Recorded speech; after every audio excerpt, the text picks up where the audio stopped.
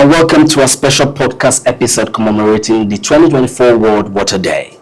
This year's theme, Water for Peace, underscores the vital role water plays in fostering stability, cooperation, and prosperity worldwide. As we delve into this theme, we are honored to be joined today by an esteemed guest whose expertise in water governance and peace building would enrich our conversation. Our guest today is Mr. Nyananso Ekanem, the managing consultant of We Capacity, a water environmental infrastructure advisory group with over 20 years of experience. He is a member of their technical advisory board at Operation Water, an associate of the Partnering Initiative, and a member of the Policy Infrastructure Commission at the NESG, where he serves as a thematic lead for water resources. Welcome, Mr. Ekanem, and thank you for joining us this morning. Thank you very much for having me. So we'll quickly delve into the subjects of our discussion. As you've heard, the theme is Water for Peace. My first question would be, in the context of Nigeria, water scarcity and access to clean water are significant issues, particularly in conflict-affected areas. How does access to clean water contribute to peace building, in your own opinion, to peace building efforts in conflict-affected regions like we have in the northeast of Nigeria? Yeah, thank you for having me. I think it's a perfect time for us to have this kind of discussion because water is critical to development. And as long as we keep ignoring the significance water has in terms of development, we will not achieve any of the development goals. Just like we didn't achieve the Millennium Development Goals, we may also not achieve the Sustainable Development Goals. So in terms of conflict areas, water is also very critical because in terms of input for development, whether for processing or for industries, or more importantly for agriculture, water is very critical for you to grow food or for you to ensure that people have economic activities to sustain themselves. To reduce conflicts, you must get people engaged in economic activities. And so the more economic activities people get engaged in, you will be able to reduce conflicts in the society. So in terms of conflict areas in Nigeria, like the Northeast you referred to, which is part of the Chad Basin, where there's an authority that has been established to ensure cooperation across all the states and communities in the Chad Basin. Yeah. Now, that Chad Basin Commission or Chad Basin Authority is expected to build cooperation across all communities to ensure that they equitably manage available water. Now, the best way to do that is to invest in the right infrastructure, invest in the right stakeholder engagement, invest in the right research activities to ensure that they can use available water equitably and effectively to achieve socio-economic goals and also achieve agricultural development in the area. So yes, water is very critical to improving peace within a community. And for conflict areas like the Northeast, I think we need to look more into how we invest in water infrastructure to make water available for economic activities and also agricultural development. Interesting that you mentioned the concept of stakeholder in answering that question, underscoring the critical role water plays. And you're aware, Nigerians share several boundary water bodies with neighboring countries like the Chad that you mentioned, Cameroon, Niger, and Benin Republic. What, in your opinion, would you say transborder water management agreements play in fostering peaceful relationship between Nigeria and our neighbors? Okay, interestingly, water has been linked to most of the wars we've had in the world. It's just that water is not the key issue maybe that has triggered the wars, but water has been linked to wars because water is something that drives economic development, and every country will want to have access to available water so they can drive their economy. Let's go to transboundary water. I'm sure you know about the Nile Basin, where Ethiopia is building a dam, and Egypt is against the building of that dam. And Ethiopia is saying, we need this dam for power, we need this dam for irrigation. That means they want to improve their economy. But Egypt is saying, look, if you build that dam, it's going to affect our own economy. And so there's potential conflict there already. But interestingly, there has been conflicts at the sub-national levels. community levels, the local governments, and even some states, even before you get to the national level, where you have conflicts with transboundary countries within a basin.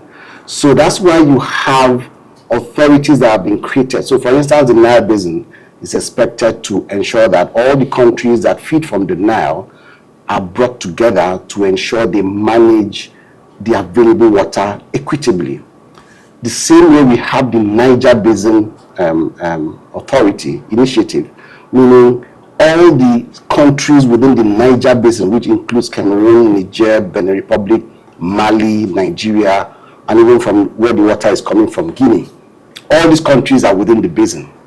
And now what that does is, if you're within that Niger Basin initiative, you can now come as a group that have, all of you have interest in the same basin. So we want to ensure that you avoid conflict. For you to avoid conflict, let's agree on how we manage available water equitably. It means no country should build a dam that will impact a downstream country without getting consent, and also ensuring that the impact of the dam you're building is not going to have a negative impact on the downstream country. No country should pollute an upstream flow and that will impact on the downstream country. No country should also build infrastructure that will reduce available water to downstream countries. A perfect example is, there's a state in Nigeria that built a hydropower plant. The demand from the plant for water reduced the water going downstream to other states. And all those states came to this other state and said, look, you must take down that hydropower plant, or else there's going to be conflict. We either come and destroy it, or we have to do something about it. And so coming together as an initiative or an authority brings everyone to the table to agree on what needs to be done to ensure there is no conflict within that basin. Still staying on the subject of conflicts, the impact of climate change on water resources, especially in Nigeria, is currently, very, very evident, and is leading to more conflicts over access to this water, just like you mentioned in the example that you just gave. In light of this year's theme, how would you say climate change exacerbates this related water issue due to climate change that we are experiencing in our country? Interesting. I mean, climate change impact is mainly on three levels with respect to water. One, too much water. That's where you have floods, yeah? And so when you have too much water, it's impacting on almost everything. People, livelihood, health, your businesses and everything, your agriculture, in fact, your farms are gone and all that. So first is too much water. Second is too little water. That's where you have drought. It means everything dries out, so you can't even, achieve good agricultural output, and you can't even achieve industrial inputs in terms of having water becoming a good input for your production. So production is out, agriculture is out, and even your everything economic activities, social economic activities are impacted significantly when there is drought. So flood, drought, and polluted water, which is the third one. So if you have heavily polluted water, the water is not useful for your production. So either for human health or for economic activities, the water is not useful.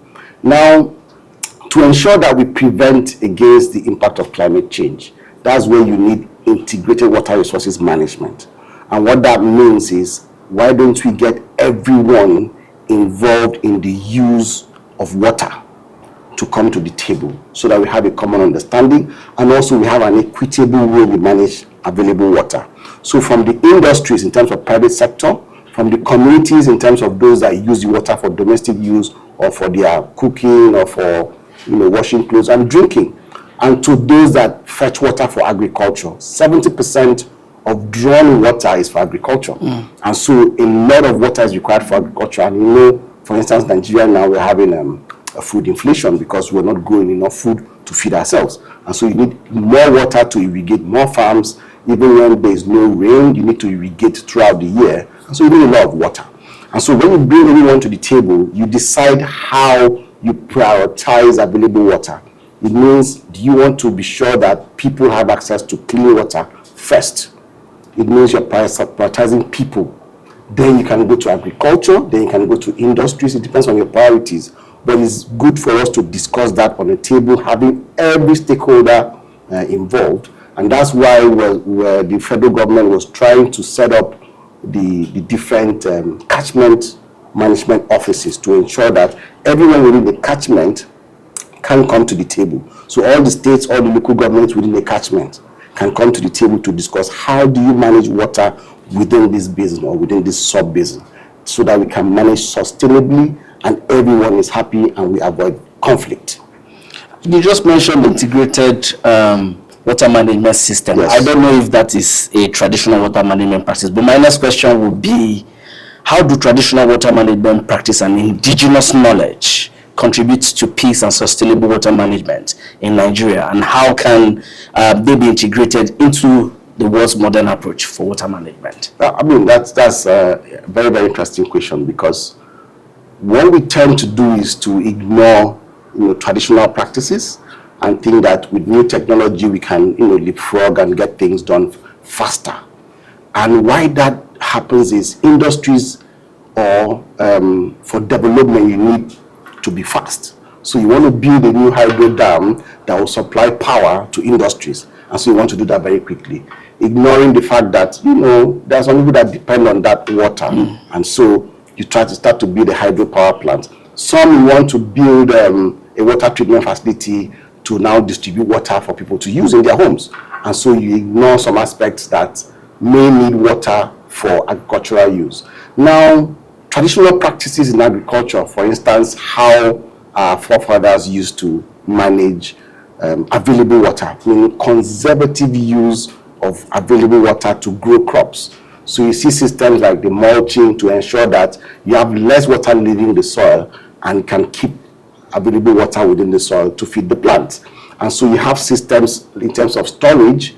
So when growing up, we used to have this rainwater collection system. So you have rainwater harvesting then. And so these collection systems, I don't know if they're still available, but I know that growing up, we used to have very big earth tanks that will collect rainwater and keep, so that when the dry season comes, you're using the water from the rain. But when there's rainy season, you fetch enough for your domestic use and you store some for future use. So all those systems are still relevant today, and they can still be used, parallel with available technology. So let's not jettison agricultural practices that reduce abstraction, too much abstraction of water, practices that reduce wastage of water, practices that increase storage of water for use in the future.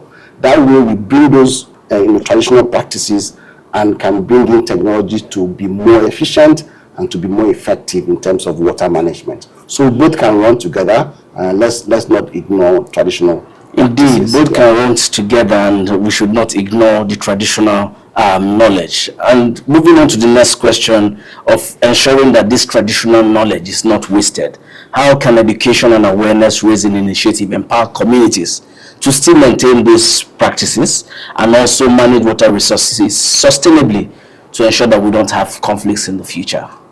Oh, so that links directly to ensuring that we don't ignore communities as well. Communities and traditional societies that have built traditional practices and also built confidence in the communities. For instance, there was a time the federal government wanted to go for a national water resources law. So there was a bill that went to the National Assembly, and there has been several versions of interpretation of the bill. And so most of them have been negative. And so you see communities going up in arms saying, look, we don't want that kind of law. One, because they don't have confidence in the federal government. But I think if the chiefs or the leaders in those communities are the ones engaging the people, educating the people on the need to have a structure that helps for improved governance of water, meaning my community and the next community, whether it's upstream or downstream, we can engage ourselves to be sure that if you're upstream, whatever you do should not impact on me negatively. Then the people will have confidence in their leaders, because they live with them, they will bear the brunt with them, and they are not either from Abuja or from Lagos coming to tell them how they should manage water. So engaging the communities, engaging the traditional rulers, engaging those that are closest to the people to do that education will help. Education is very important, and awareness, because when people go up in arms and with placards protesting against setting up a structure for better governance of water, they don't understand the implication or the impact, and to explain that to them, you need someone that understands the language, understands the practices, understands the concerns. And so education and awareness is very, very important, but who does that is also very important, because it's either you must have confidence of the people to pass on the message, and also you must be with the people so that it will know that whatever impact that will come from that either law or regulation, you are part of that impact as well. To carry out this education will require obviously some kind of resources. Yes. So in what ways can investment in water infrastructure and sanitation facilities contribute to stability and economic development? And how do we attract this kind of investment? Okay, so Nigeria is known to be economic water scarce country. It's not that we don't have water. We are not investing enough to make sure water is made available to those that need it, for domestic users, for people, or for industrial use, or for agriculture. We are not investing enough. That's why we're an economic water scarce country. And so for you to meet the demands of all these levels, agriculture, human consumption, and for industrial use, and even for environment, you need to invest enough in infrastructure, either to build dams, or to build distribution networks, or to build water access service systems to ensure people have good quality water. Now, that investment can come three ways. One, the traditional way, which is the government investing through budget. But that has to be done across all three levels of government. Because when you say federal government can build the large infrastructure that is regional. So you can build a dam that can hold water for agriculture, or water for water supply for people, or for water supply for industries. Or the states can build water utilities. Absolutely almost no utility is functional in the country. None is giving coverage of 100% to any state in this country. And so states will also need to invest in utilities, meaning states' budget. And local governments will also need to invest, at least for hygiene promotion and sanitation facilities. Now, the second level of investment will be private sector. But for private sector, there has to be a return in terms of to make sure the system works, and to ensure that you maintain the system over a long period of time. And so for private sector to invest, there has to be a good viability of that investment. And so private sector can invest in either the dams, or the water utilities, or even the hygiene promotion facilities. Then the third level is development finance. Development finance coming in, for you to attract development finance, you need to show that you're also doing something and you're ready to invest in what the objective is. And so it's good for government to invest first, show that they are committed to improving access to water, whether for domestic use or industrial use or agriculture. Then development finance can come in to provide that support, or become a catalyst to attract other investment, either whether from the private sector or from institutional investors that can come in. But first, government needs to show that we are ready to make investments, and walking the talk and saying that, look, for water supply, we're going to invest in infrastructure to improve water quality and water services. Thank you very much. I would now ask one final question before I let you go, sir. What are some successful examples of collaboration and cooperation between different stakeholders that promotes peace through water management initiative? Do you have any such example or such projects, in your own opinion, even as you give us your concluding thoughts? Oh, so a few of them. I think we need more.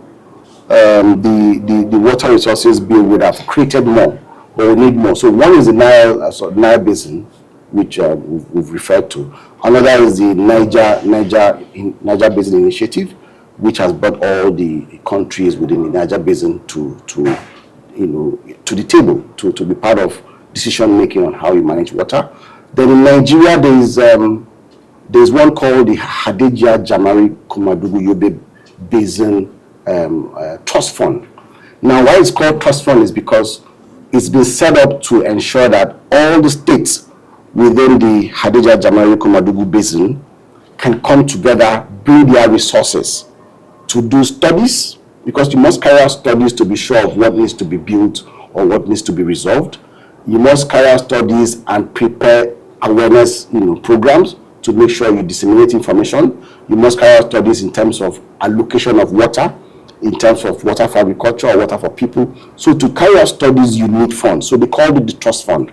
And it's been very, very effective because the trust fund has been able to attract investment from the African Development Bank and from other international institutional development finance institutions. And so it's called Hadija Jamari Komadugu Yobe Basin Trust Fund. That's a very good example of an initiative that can bring people within a sub-basin to say, let's see how we manage water effectively, bringing all the states, all the local government, and all the communities within that basin, within Nigeria, and they are raising finance and building assets, carrying out studies, and also resolving water issues within the same basin.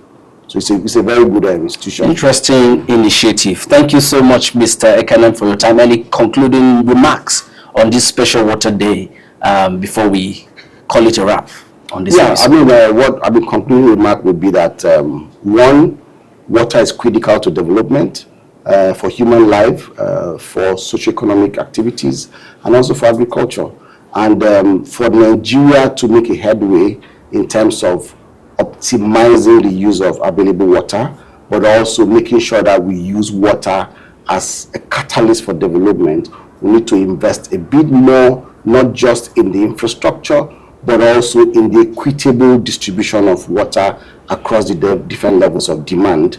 And so that way you can prevent conflict, either conflict between communities or conflict between local governments or states within the same country. We need to identify the basins we have and the sub-basins and use technology to ensure that we can project better in terms of whether drought is coming or flood is coming, having in place early warning systems to help communities to prepare themselves for either flooding or drought that's imminent. That way we know that technology is now useful, and also the communities can have confidence in the government protecting them. Thank you very much, sir, for contributing those insightful thoughts on this World Water Day. We're grateful for your time, and to our dear listeners, till we come your way again on the next episode, thank you very much and continue serving in the national interest.